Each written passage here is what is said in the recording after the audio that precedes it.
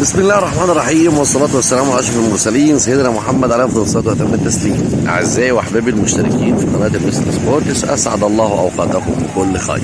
قلنا وعدنا 5590 مرة إن إبراهيم فايق زملكاوي، إبراهيم فايق زملكاوي، إبراهيم فايق زملكاوي. محدش سمع كلام ولا حد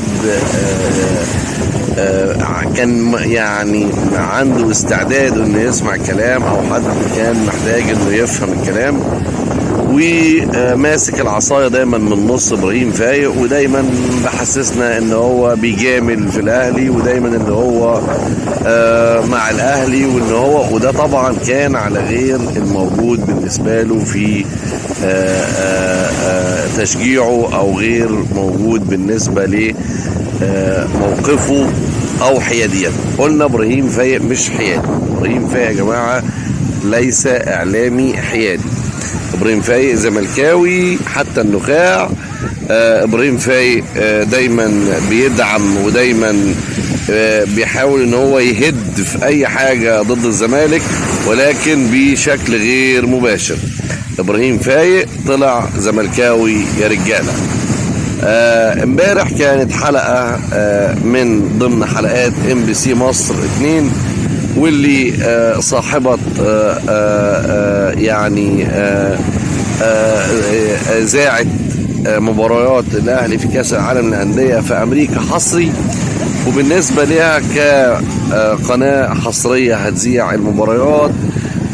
عاملين مجموعة من الاستوديوهات التحليلية بدعم مباشر من تركي آل الشيخ طبعا طال عمره، والدعم المباشر ده موجه لإبراهيم فايق في انه هو يكون يعني الملك في لعبة الشطرنج، يجيب اللي هو عايزه ويعمل كل حاجة هو عايزها، في ضوء اخضر بالنسبة له انه ينفذ كل اللي هو عايزه.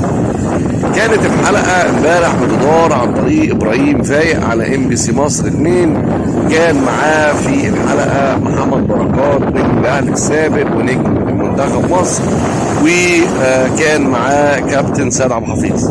كابتن سيد عبد الحفيظ اسطورة ادارة الكورة في النادي الاهلي، بل في مصر عموما. الراجل اللي اثبت ان ادارة الكورة او منصب مدير الكورة هو منصب فني، ومنصب اكبر واعلى واعمق واعظم واهم من المدير الفني. لو في مدير كوره بيعمل او بيشتغل بما يرضي الله، وعنده شخصيه وعنده اسلوبه، هتكون الامور كلها امور سهله، وامور ما فيهاش اي مشاكل، وهيبقى الفرقه مقفول عليها، وهيبقى الوضع والامن مستتب الى حد ما. سيد عبد الحفيظ امبارح كان ابراهيم فايق كل واحد منهم لابس تيشيرت النادي الاهلي، ولكن ابراهيم فايق كان لابس تيشيرت او سويت شيرت اسود فوق تيشيرت النادي الاهلي. دخل عليه كابتن سيد عبد الحفيظ وقال له يا ابراهيم اقلع، ابراهيم انت لسه لابس ده، ابراهيم اقلع يا عم الحاج وورينا تيشيرت الاهلي، ده احنا خلاص، ده احنا قدرنا ان احنا نجيب زيزو، مش هنقدر عليك يعني، خلاص يا عم ده زيزو بقى اهلاوي. كلام طبعا والمعنى في بطن الشاعر، فيما معناه ان ابراهيم فايق، انت يا ابراهيم يا فايق يا زملكاوي يعني اقلع السويت شيرت وورينا تيشيرت الاهلي، على اساس ان انت هتنضم لقافله جماهير النادي الاهلي، وده احنا قدرنا على زيزو يا عم الحاج. ابراهيم فايق قلنا وعدنا قبل كده في فيديوهات كتير ان هو زملكاوي، وان هو بيدعم الزمالك، وان هو راجل مش فير في تحليلاته وفي مواقفه على مر الوقت اللي فات.